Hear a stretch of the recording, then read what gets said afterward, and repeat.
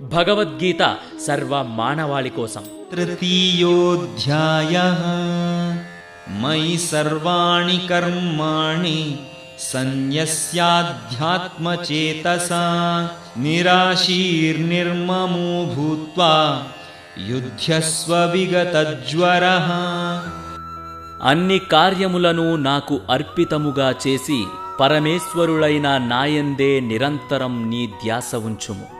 ఆశ స్వార్థ చింతన విడిచి మరియు మానసిక శోకము వీడిన వాడివై యుద్ధం చేయుము. తనదైన సహజ శైలిలో శ్రీకృష్ణుడు ఒక విషయంపై పూర్తి అర్థ వివరణ చేసి చివరికి దాని సారాంశం చెప్తాడు.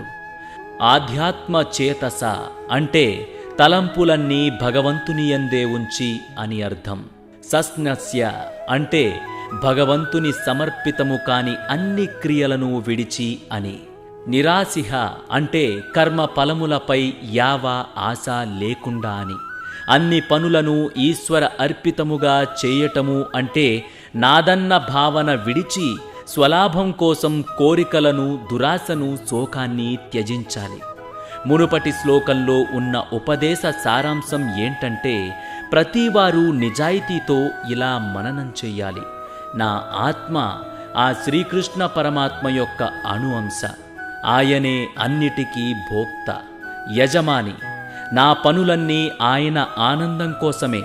అందుకే నేను నా విధులను యజ్ఞంలాగా భగవత్ అర్పితముగా చెయ్యాలి. నేను యజ్ఞంలాగా చేసే పనులన్నిటికీ ఆయనే శక్తిని ఇస్తున్నాడు. అందుకే నా చేత చేయబడిన పనులకు నేను గొప్పలు చెప్పుకోను, కీర్తిని తీసుకోను.